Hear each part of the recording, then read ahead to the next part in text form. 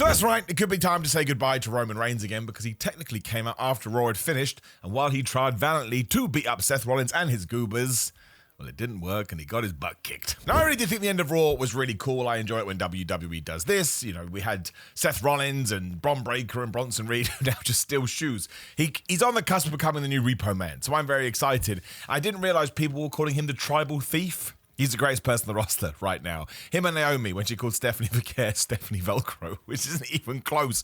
But my gosh, it made me laugh. And Xavier Woods for his giant hat. These are my three favorite things from this week's episode of Monday Night Raw. But they beat up CM Punk, they beat up LA Knight. I didn't like the disqualification, just to think WWE does it too much. Again, I've talked about it a lot elsewhere, and you can subscribe to this channel to hear me moan about it with most videos that I do.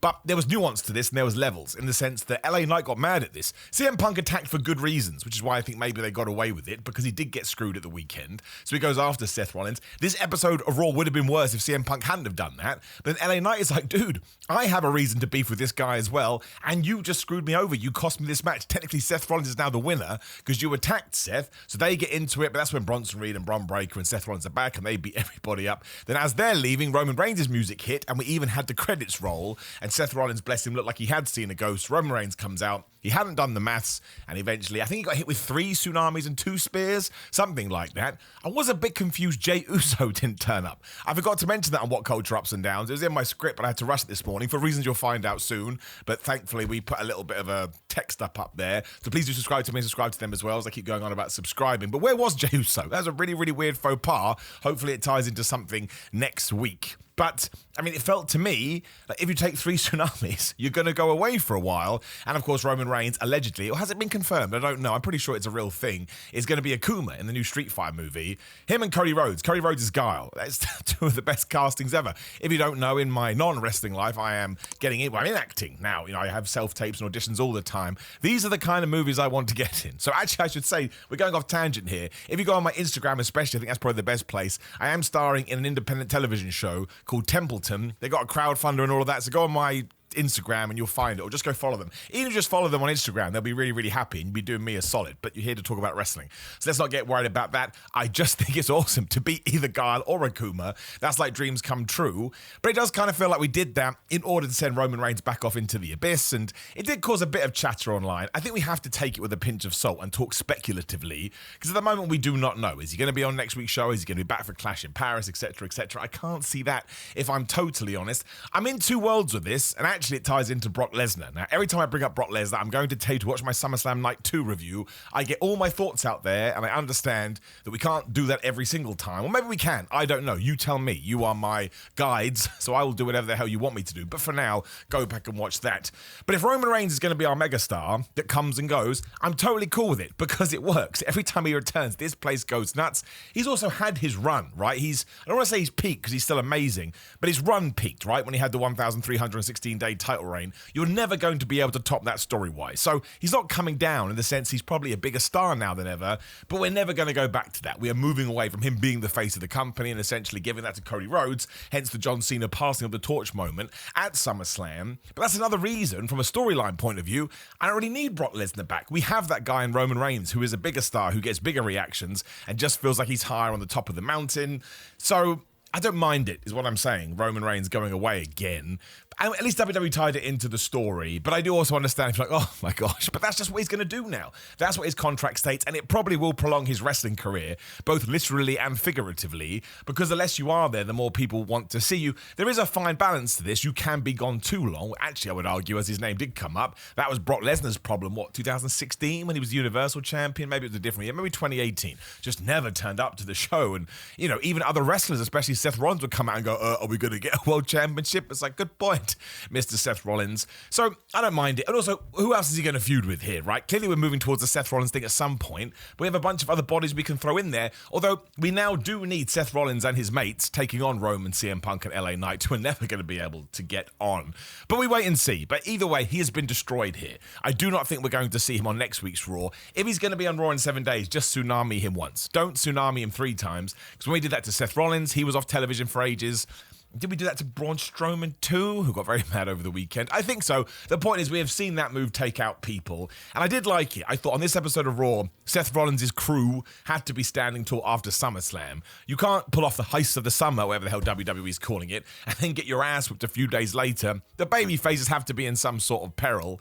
And I guess the real question is, do we do CM Punk Seth Rollins number 27 or whatever it may be? And LA Knight feels like he has to stay in this mix as well, which I would be a big fan of. Almost criminal that he was left off SummerSlam. And by this point, I think you got to give the dude his props, because he has been given some crap in the past, but he always stays at, when I say a certain level, I don't mean that in a bad way. He's at a high level, and you could probably shift him up a few notches, and nobody is going to mind. And then also, I think eventually, like any wrestler, not just LA Knight, you can sap away his babyface stuff. I think there's a heel run at LA Knight when the time is right that could be superb, and then you open up the doors to do a bunch more matches. So that was good. I mean, the only issue I had, again, was the DQ finish. I'm just a bit bored of it. I think I am got to that point, probably because there's so much wrestling on TV. So I am the problem. I'm not saying otherwise. Where I would just like a bit more creative finishes as opposed to just DQ, distraction, somebody looks outside. The wrestling tropes have taken over a little bit to me. And also, listen, I won't think this in a year, but right now I am well into wrestler wins, wrestler loses, what's going to happen. It's one of the reasons I can't wait to see what Jade Cargill's going to do on SmackDown. She posted the picture that WWE took of her on the outside looking completely crushed, that she hadn't won the World Championship at SummerSlam. So now I want to see what we do. Do we turn her heel? Does she get more serious? Is she a different character? Doesn't mean that we're going to stick the landing, but there is something to that. Almost better than, well, I won the championship, so now what? So some people have said some, I'm going to say horrible things about Jade Cargill after all of that. I'm going to wait and see what we do on SmackDown. I think it could be a really smart move by WWE. And just while we are wrapping up SummerSlam by accident, I want to give the MVP award to Jelly Roll. Jelly Roll also commented on my video where I said this part 1. So I thought I would say it again just to double down on it. Made my day. If Jelly Roll watches this video as well, then I went back and watched what I said. I was like, what did I say about him? But either way, everything I ever say on this channel is completely honest and transparent. I just forget that people will watch. That blew my mind. I was like, who else is watching this? And if you are, hello. Pleasure to see you. But honestly, I watch wrestling to have fun and to have a good time. And to see someone essentially live all of our dreams in many ways. I'm sure, well, he has been a wrestling fan since he was a kid. He's talked about this. And to lose all that weight. Inspiration. Inspiration of the weekend. There's no two ways about it. The opening promo by Seth Rollins was fine too. We live in this very strange world, not just from a WWE point of view, because we are now, let me try and get this right, we are now arguing, when I say we, I mean the collective wrestling nerd community, as I like to call it, we are now arguing about a work in a work sport when we knew it was a work, but we don't like being worked. I mean, does that hurt your brain? If we get to tongue-twister territory, we're absolutely going down the wrong path. But whether you saw all the murmurings or some people outwardly saying, no, the Seth Rollins thing is not real, or whether you completely missed it because you're not a geek and you don't live your life on the internet, both of these are totally fine. It all depends how you felt in that moment. Like, I was 99% sure that the Seth Rollins injury was real, and then it wasn't as bad as WWE thought, so they were like, we're going to tie this into the storyline. Hence why they did it Saturday night's main event. And then him cashing it at SummerSlam, I still thought was awesome. It didn't bother me that this information had come my way. And given the way that my parameters are set up online, came to me, right? They are designed to come to me. I could have totally switched this off, right? You can mute things. You can just not go on the internet. That is an option. Like, it's good for you as well. Make your brain feel good. But watch my videos, obviously. That's really important. But I don't care if I get worked. I don't care if the wool gets pulled over my eyes. I don't care if I make a prediction and I'm really strong about it and it turns out I'm completely wrong. It's wrestling, man. Say my catchphrase, the most important of the least important things. I like it. WWE and AEW and Ring of Honor and Impact and TNA, whoever else, their job should be to trick us, right? That's what wrestling is. And it's super duper hard in 2025 because we have shows like WWE Unreal, which in many ways are a trick. You can check my review out that I did end of last week. So this was something new to try. And you hear people say, oh, well, they work the rest of the wrestlers. The wrestlers know what's going on. I can understand someone being a bit annoyed, like, great, I got lied to, but they live in the same world as us. Like, they're not in some protective bubble. They will be able to sit down as mature humans and say, okay, well, listen, not particularly cool, but not what I wanted. Totally different from when WCW was doing it. I can make a whole video on that. I don't want to get bogged down in it, but I really don't think this is an issue. You try it. Did it work? Did it not work? And that's what Seth Rollins leaned into at the start of Raw with his whole, you never saw it coming. And some people didn't, and some people did, and some people were totally confused. So I think that's a good work, for lack of a better term, in 2025. We were able to suspend some disbelief. And essentially LA Knight comes out and says, listen, man, You had a briefcase. You were just scared of me. Let's have a fight. And because it was the Raw after SummerSlam, which I think was said 47,622 times on this episode of Raw, that's probably going to be something going forward. Now, I get a bit worried about that. They should be doing this. You want to have as many special episodes of Raw as you can, but we don't want to water down WrestleMania and then water down SummerSlam, and then you have the Raw after the Raw Rumble, and then you have the Raw after Survivor Series, because they all become weekenders. I mean, Triple H essentially came out and said, oh, it's been such a success. He doesn't speak like that. He's not Kermit the Frog. We're going to get a lot of two-day events, and if you have 8 Raw after specials in a year, of course it's going to be the law of diminishing returns. That just works. But that's why we did the title match here, ended in a DQ. Also did the rematch between Alexa Bliss and Charlotte Flair and Raquel Rodriguez and Roxanne Perez. I mean, I liked all of this. I think right now, I always have what's the word I'm looking for? Special things in my heart. That's not the right term. But sometimes there are just nuggets of joy that come in wrestling. And the greater community doesn't seem overly bothered. I mean, they still like it, but all of a sudden it becomes my favorite thing. That's where I'm at with the women's tag titles right now. I just think they're all having fun. So it hits me in the face and I start having fun. But the promo was still weird. I don't know whether we got our words mixed up. Raquel was all like, I know we can't have a title shot. And she's like, well, no, you can. Then Adam Pearce came out and said, who can do it right now? And then listen, Charlotte Flair and Alexa Bliss won, which is awesome. No shenanigans, really. So Raquel and Roxy kind of have to go back to the drawing board now. Maybe they cease to coexist, or whatever the right phrase would be. I think we should do Charlotte and Alexa versus the Kabuki Warriors, mostly because I think the match quality will be excellent. And there's nothing wrong with doing babyface in 2025. So that was a lot of fun. And I actually really enjoyed the two interactions I enjoyed. Becky Lynch and Nikki Bella. Makes no sense why Nikki Bella came out, but obviously they're going to do that match at Clash in Paris. The line about John Cena when Becky Lynch said, you can't see me, in relation to Nikki Bella's failed relationship. I mean, this crowd reacted big. So they must have got something right. I was kind of surprised. I actually preferred it when Becky said, oh yeah, we never have gone one-on-one. Do you want to know why? And punched her right in the face. As a man that says why and slapped his head, I was like, oh yeah, I get where you're coming from. That match is fine. To do that in Paris, I think would be good. They have never had a singles contest before, so it's nice having a legend against a future legend and just doing it in a match. And also, I get it. Raw after SummerSlam make it feel like a big deal. So that made all the sense in the world. Dragon Lee versus Dominic was just running central with 3 Grande Americanos, but it's just Dominic, man. Dominic and AJ Styles together bring joy, and they were both involved in it here. I think the 3 El Grande Americanos, I mean, one is Ludwig Kaiser. Why there's 2 more, I don't know. I think it's Pete Dunne and Tyler Bate, just looking at the physiques and the sizes of them. Where that story goes, I don't know, because it's totally changed now. Because obviously Chad Gable was working like a luchador, whereas now it's gone from being a parody to almost a parody of a parody. So it's very strange. And why do they keep cloning? Is that part of the wrestling law? It goes back to when we had the zombie match between the Miz and Damian Priest. The Miz got bit by a zombie, but he didn't turn into a zombie. So does that mean that this was a man dressed up like a zombie, and so the Miz just got bitten by someone and probably needs to get a tetanus jab or something? Or within wrestling law, does it mean if you get bit by zombies, which do exist because we're meant to take these as real zombies, that you don't turn into a zombie, which is a choice you can make when you're doing stuff about the undead? It's a bit like in WCW when Hulk Hogan looked into the mirror and saw the Ultimate Warrior, and Eric Bischoff didn't see it, but we saw it, which meant Hulk Hogan was the crazy one because everybody else saw it. It's one of the worst stories WCW ever did. Not just because we only ran it back to get Hulk Hogan his win back, but they didn't think this through at all. So Eric Bischoff was like, you're crazy, Hulk Hogan. Oh, so Hulk Hogan was the right one because he did. It was that bad. It was totally screwed up, but we could see it. And if we can see it, it means it exists in the bubble. We've gone way off piece here. To the point I don't remember what we're talking about. Oh, Grande Americano. Why is he tripleted? I need to find that out. And Rusev versus Sheamus. I never thought I would say this. I'm a huge Sheamus fan. Not trying to say, oh, I'm always right. I'm just talking about content I've done. 5 years ago, pre-pandemic, I was saying, guys, I think we all need to start appreciating Sheamus more because he could go away and we're going to regret it. Now that appreciation has come. If you've watched the last 9 years, you know I love Rusev, love it, and Miro, awesome.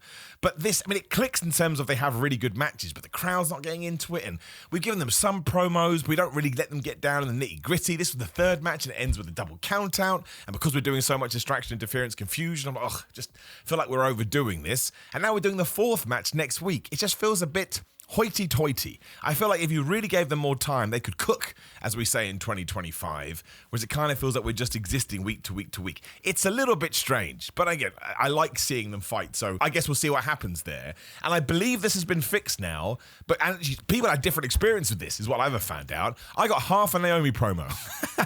She said the Stephanie Velcro thing, I was like, it's the greatest promo ever. Then she got cut off mid-sentence. Some people told me they didn't see any of it. Some people told me they saw the whole thing.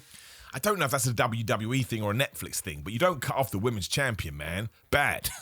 Very, very bad. And of course, we teased Naomi versus Stephanie for Care in Paris. It's going to be Io Sky versus Naomi next week because Io Sky asked for that, which makes sense. She didn't get pinned in that triple threat match. And then, of course, Rhea Ripley and Io Sky got into it a little bit as well, with Io Sky being the ultimate tweener, I suppose, only because Rhea Ripley's such a babyface, and saying, "You'll never be able to beat me, Rhea Ripley." I think we should do, and maybe not in Paris, although I guess Stephanie Vaquer could win depending on the bill. I think ultimately Io Sky should get the belt back and then Rhea should beat her, which is essentially what Rhea Ripley said she wanted to happen. But no time soon. We got time here. Don't take it off Naomi. Unless you nail this build to the Paris match and it is Stephanie Velcro versus Naomi, then you can put it on Stephanie. I think that would be fine. Although I'd be upset. Naomi's one of the greatest characters of 2025.